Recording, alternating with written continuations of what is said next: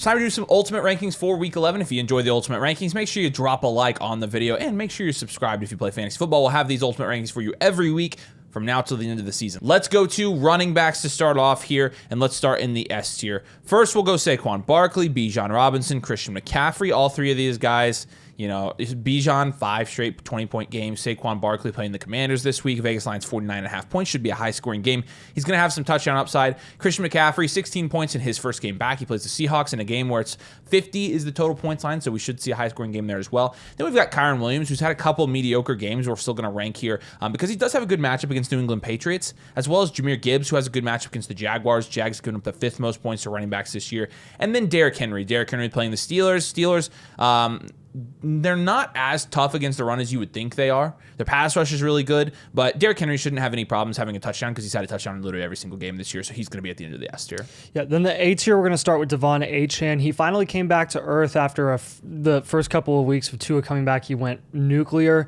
I think this is what you're going to see from Devon Achane. You're going to have some really, really good elite level weeks, some not as great weeks. We're going to bring him down to the top of the A tier just because we don't really know how that offense is going to operate against Vegas. It could be, the wide receivers again. It could be Achane. They just haven't really figured it all out since Tua came back, but again, nothing against him. You're starting Achane every single week. We've got him as the RB7 this week, so not worried about him at all. Joe Mixon and Kenneth Walker are going to be next. Joe Mixon going up against Dallas is an awesome matchup. You got Nico coming back, so you're going to have some more receiving production there. We'll see how that all comes together with Nico coming back healthy. Kenneth Walker has been phenomenal. He's going to continue to be great coming off of that bye week playing San Fran. It's going to be a tougher matchup. San Fran seems to consistently have Seattle's number, but Walker's going to remain productive. Kamara and Breece Hall are going to be here as well. Breece Hall, I want to touch on him. The reason we have him at 11 and not lower, even though he's been so bad the last couple of weeks, is he's playing the Colts, and he's probably going to have a really good day. He's the running back 8 on the year. So. He is the RB 8 on the year because, again, very similar to Achane, honestly, production-wise. Yep. He has like a 25-point game or a 5 to 10-point game. And then JT and Jacobs will be at the tail end of this tier. They don't really have the upside that guys like Achane and Breece and even Mixon do, but they are pretty dang consistent, and they really are, like, if they score a touchdown, they're going to get you 20-plus points. If they don't, they're going to get you 12 to 15. So they're very reliable and have good matchups this week. At the top of the B tier here, we're going to have Aaron Jones and DeAndre Swift. Both have games this week where it's going to be, they project to be lower scoring games against the Titans and the Green Bay Packers, respectively. Both are fine defenses against the run. The best matchup in this tier is going to be Kareem Hunt playing the Bills this week in a game where the Vegas total points line is set at 45 points. The Bills have given up the 2nd most points to running backs on the year. When you skip down 2 spots, you also have David Montgomery, who has a really good matchup against the Jacksonville Jaguars, similar to Jahmyr Gibbs, 5th most points to running backs on the year. In between those guys was Chase Brown, who is going to be in the B tier or higher probably rest of the season as he continues to pop off. Now, I don't expect Chase Brown to get 20-plus points every single week, but you have seen in his first 2 weeks without Zach Moss, he has had 22, 26 points. So we'll kind of see where we're going to rank him rest of the season after we see 3 or 4 week sample size from him, but he's against better defenses too. Against better defenses is true, and this week he has the Chargers. The Chargers have the 2nd best run defense in the league in terms of playing against fantasy running backs. So we talked about Montgomery, James Cook, and J.K. Dobbins will be at the end of this tier. Obviously, James Cook with a really tough matchup against the Chiefs this week, but he still is getting the same amount of work he has been getting. He's not really getting vultured by Ray Davis or anything like that. And then J.K. Dobbins playing the Bengals. Bengals have had pretty good success against running backs this year as well. But this is a game that projects 47 to be the total points. So Dobbins is somebody that I feel like you still, even though Gus Edwards has started to get some carries, you still have to start him every single week. Yeah, and the next tier, you've got Ramondre and Tony Pollard at the top. Ramondre this season has just been so unpredictable. It really is a 50-50 chance. Is he going to lay an egg, or is he going to drop 15-plus points? He had 23 and 22 points the last 2 weeks against the Jets and Tennessee. Then he plays Chicago, has 8 points. I would expect him to be okay against the Rams, but again, he's just going to have a limited ceiling, limited upside. Same thing with Tony Pollard, who, coming off of that 28 carry game against New England, only had 9 against the Chargers. And yes, that is like one of the worst matchups you could ask for a running back, but he doesn't really have a much better matchup this week going up against the Minnesota Vikings, who have allowed the 4th least amount of points to running backs to date so far. So I think it's going to be tough sledding for Tony Pollard for a 2nd straight week. And then you got guys like Najee, B-Rob, and Eckler. You kind of know what you're going to get from them. B-Rob's still banged up. We'll see how he does when he comes back healthy. Austin Eckler has had 2 straight really good weeks. We'll see what Eckler can do with B-Rob coming back. And then Najee Harris, actually has a tougher matchup against the Ravens' run defense. They don't allow a ton of rushing production because their corners and DBs are so bad that every quarterback just likes to sling it all day. And I think Russell Wilson and George Pickens are probably going to go bananas this week. Starting in the D's here, we'll go with Audric Esime, who is the Broncos running back one in our rankings for this week because he did have 14 carries for 53 yards last week. And so it's a decent matchup against the Atlanta Falcons. Falcons have been good, but not great against the run. Rico Dowdle is going to be in this tier as well. Playing the Texans, it's a tough matchup for him. And without Cooper Rush, that offense is going to be pretty static. He only had 8 points in his first game without Dak last week, and I expect it to be more of the same this next weekend for the rest of the season for Rico Dowdle. Nick Chubb, playing the Saints, great matchup. Can't rank Nick Chubb any higher, though, because Nick Chubb, honestly, in the small sample size, the limited sample size we've seen of Nick Chubb, he really hasn't done anything at all. He's gotten 15, 16, 11 carries, and it's amounted to 10, 5, and 4 fantasy points. So, and the only reason he had 10 was because he had that touchdown. So, essentially, 5 fantasy points is looking like his floor. He could hit that again this week. ETN, playing the Lions. Look, it's a high-scoring game. The Lions are really good against the run. ETN is absolute freaking cheeks, dog crap, garbage, butt cheeks at football. Like there's no way around that. And so I personally hate starting him. I don't want to start him ever again. I hope I never have to. Alexander Sounds Madison. like this is personal. It's not personal. What are you talking about? I don't have a DTN. What are you talking about? Okay. Alexander Madison playing the Dolphins.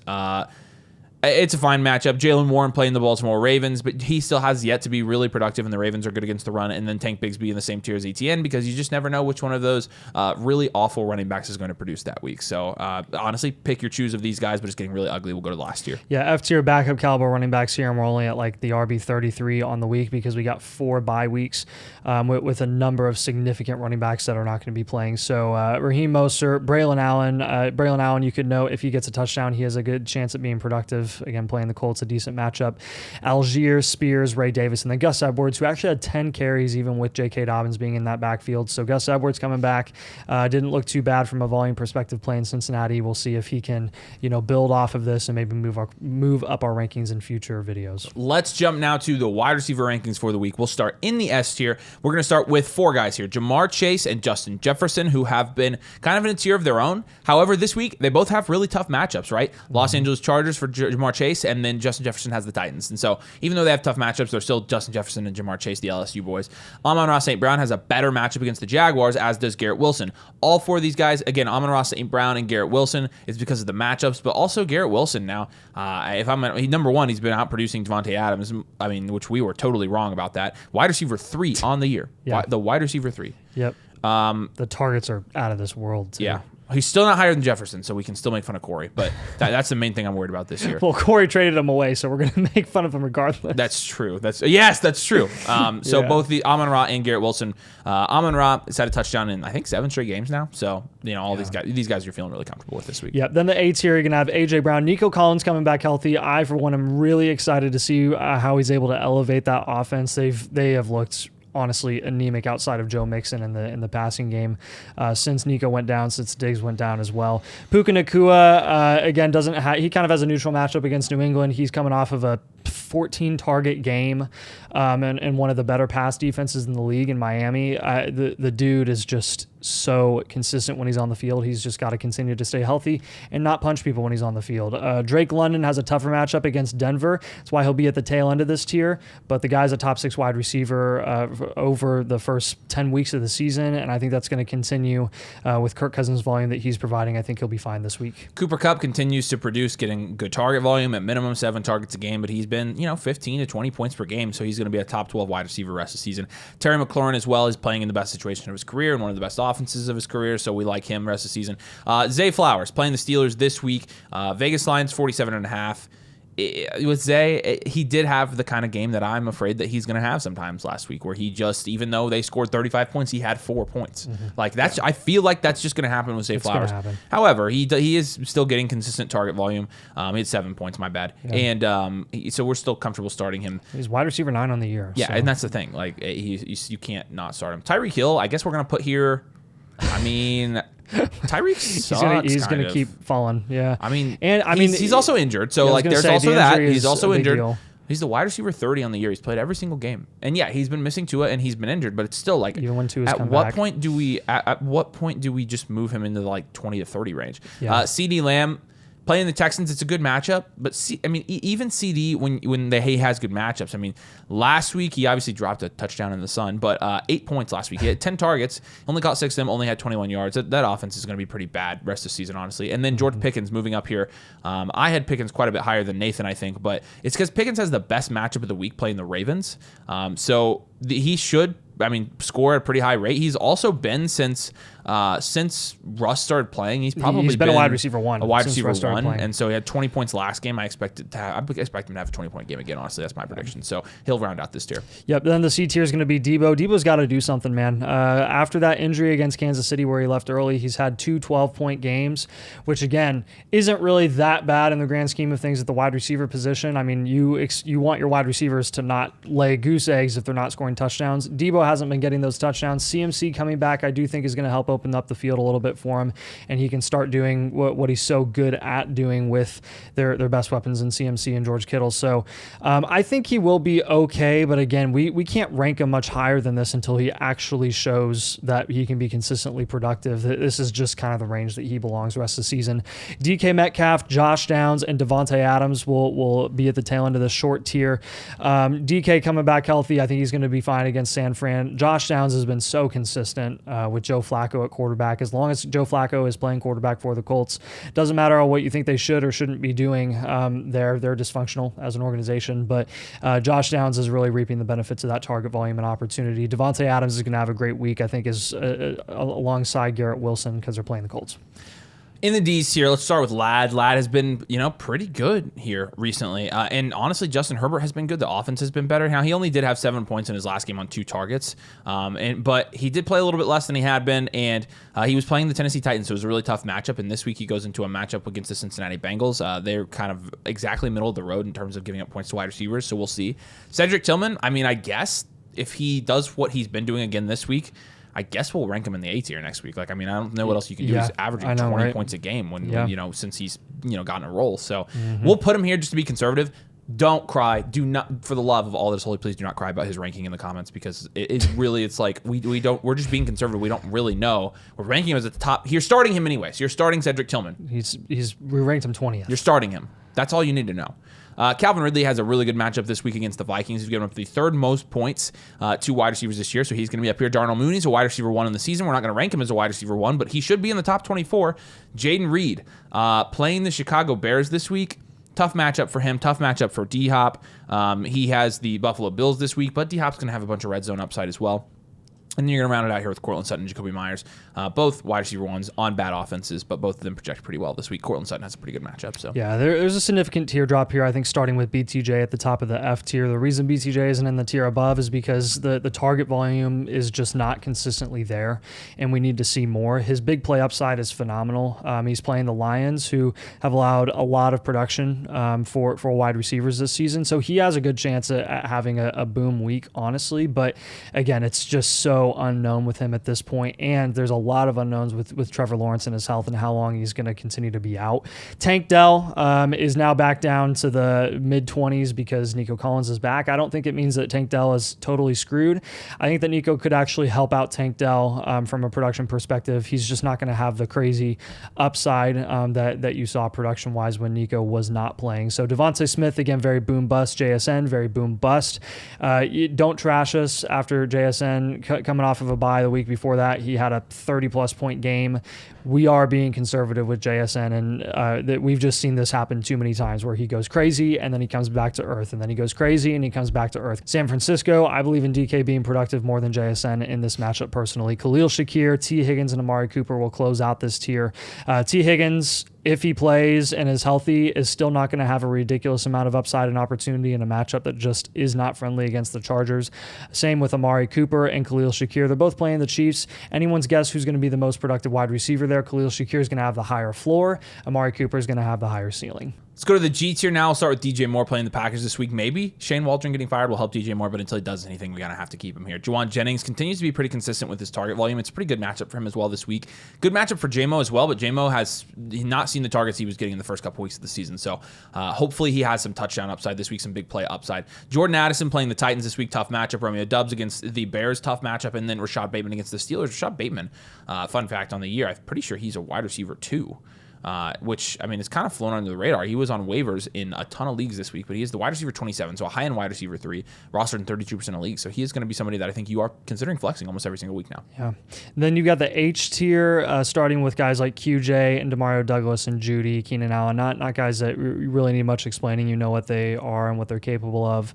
I do want to highlight these rookies, though. Adonai Mitchell, Rome Odunze, and Ricky Pearsall, all in this range. Pearsall and AD Mitchell both coming off of really solid games with a decent amount of target volume. I'd expect Pearsall to come back to earth. He had a big play touchdown. AD Mitchell's kind of a different story because if Michael Pittman is out for a second straight week, AD Mitchell actually becomes an interesting potential flex option because of Joe Flacco's volume, and he actually looked pretty solid, pretty competent, and was getting balls or getting targets in the short to intermediate game, not just shots downfield, so it's a little more sustainable. Rome Odunze, again, going to be more hit or miss. We'll see what he can do with Shane Waldron now out getting the boot. I think this could potentially help that offense as a whole. And then Waddle and Pittman and Lockett at the tail end of this tier. You know what you're getting from them, and it's just not super pretty every single week and unpredictable. 4 tiers for tight ends this week. Let's start in the S tier. You've got Kittle, Kelsey, Bowers, S tier rest of the season, S tier this week. Some of these guys have a little bit tougher matchups this week, but it doesn't matter. All of them are going to get volume and production for their own separate reasons. Yep. Hawkinson's going to be at the top of the A tier. He's just going to keep moving up our rankings. I think this is right where he's going to settle, I think, for the rest of the season. If he can continue to show consistent production, maybe he finds himself in the S tier in future weeks. But he's got a tough matchup this week against Tennessee. Then you've got Ingram and Andrews. Ingram's getting the target volume. Andrews is not, but Andrews is getting the touchdowns while Ingram is not getting the touchdowns. So that kind of brings them both in the middle of the A tier here. And then Kyle Pitts, very boom bust. Anyone's guess when he's going to drop 20 or 5. So if you know this week what he's going to do against the Denver Broncos, let us know. We would love to know. Until then, he'll be at the bottom of the A tier. Start with Hunter Henry in the B tier here. Hunter Henry, after a string of pretty good games, didn't really do anything last games. But I think with Drake May, you're still going to see him be productive. David Njoku and Tucker Kraft will be at the round out this tier. Both guys who, David Njoku has gotten more targets since Deshaun Watson came out, but he's still been a little bit hit or miss with production. And then Tucker Kraft has been consistent. He's tied in one of the years, so you're starting him, in my opinion. Yeah, then the C tier is going to be the biggest tier here because, again, anyone's guess who's going to be productive this week. Dalton Kincaid and Sam Laporta have been just tragic this year. That's all I have to say about that. Dallas Goedert, Ferguson, touchdown or bust. Jake Ferguson, kind of a nice option for Cooper Rush, who's very limited as a passer. Taysom Hill, Mike Gesicki, Freiermuth, Jonnu Smith, Cole Kmet. All these guys are replacement level, streamable level tight ends where, if you've got a bye or you've got injuries or you're just deciding to stream tight end for the rest of the season in fantasy, these are guys that are decent options every single week and have a decent amount of upside if they get a touchdown. And then let's finish up here with quarterbacks. We'll start in the S tier, 2 words, rushing upside. Lamar Jackson, Jalen Hurts, Josh Allen, Brock Purdy, and Jaden Daniels. And you might say, why is Brock Purdy in there? It's like the meme where the clown is with all the soldiers peeking around the corner. But Brock Purdy does have a good matchup this week playing the Seahawks. And last time he played the Seahawks, he dropped a bunch of points. The rest of these guys, again, with the rushing upside, you have to start them every week. You're feeling good about them being your fantasy quarterback for the rest of the season. Yep. Then the A tier, Joe Burrow has been phenomenal. We've kind of been knocking a lot of the players in the Bugles offense this week because they are playing the Chargers defense. That's why Joe Burrow is going to be at the top of the A tier, not the S tier. He's been phenomenal the last few weeks. You're starting him. Jared Goff, coming off of a 5 interception game. I think he's going to be okay. I think that was an outlier game. He's playing Jacksonville this week. That's a great matchup, one of the better matchups of the week for quarterbacks. Herbert's on the rise. He had a rushing touchdown last week, and he's playing the Bugles this week, so I think he's going to be all right. Actually, we both ranked him top 12 this week, which is way higher than we normally have him, so expecting big things from Herbert. Bo Nix just continues to be consistent and productive and demonstrate some solid rushing upside as well. He's playing Atlanta, and I think that's going to bode well for him and his production. Patrick Mahomes and Russell Wilson going to be at the tail end of this tier. Mahomes has a tougher matchup against Buffalo, but he's been solid the last few weeks. Russell Wilson, we already talked about George Pickens and how well he's been doing with Russ at the helm, and I think that's going to continue against Baltimore, which is objectively the best matchup you could ask for a quarterback this week, and that's really going to be good for Russ and his production. CJ Stroud gets Nico Collins back this week. Hopefully that helps his production. Tua Tagovailoa has been, since he came back, has he even cracked 20 yet? He hasn't. So Tua, again, is going to be an option, if you're streaming quarterback, and most of these guys He's got Vegas, as you get down. so. Yeah, and he does have Vegas this week. Drake May has been solid as well. I would consider streaming him every week. Jordan Love is down here because he has the toughest matchup of the week. The Chicago Bears give up the least amount of points to quarterbacks of any team in the NFL. So, and he's kind of been not productive. Not really. So. Kirk Cousins and Aaron Rodgers, the old guys, are going to round it out here. Aaron Rodgers has a really good matchup against the Indianapolis Colts this week. Yeah, then the last two tiers will just close it out. You've got Stafford, Geno, Darnold, and Jameis all in this tier who just have a solid amount of passing volume. Sam Darnold had a rough 3-pick game last week against Jacksonville. I think he'll be okay against Tennessee, but again, probably going to be a tougher game in the passing game. Then you've got guys like Stafford, who has Puka and Kupp, Geno. Again, all these guys in this tier are very self-explanatory. Jameis is either going to throw 3 picks or he's going to throw 5 touchdowns. Regardless, the volume's going to be insane. Caleb Williams at the top of the D tier with Derek Carr, and then Cooper Rush and Joe Flacco. They're just the last guys standing in their respective offenses. Caleb Williams hopefully can move up our rankings in future weeks because Waldron is out, but this week he's got a tough matchup against Green Bay. That's not going to bode well for his production. And then Derek Carr playing Cleveland, pretty neutral. I would say kind of a negative. I don't trust that offense, especially without Olave. Yeah, you don't trust any of these guys down here anyway. So there you go. Ultimate rankings for week 11. That's all we got for you. Make sure you drop a like. Make sure you subscribe. Thanks for watching. We'll see you later.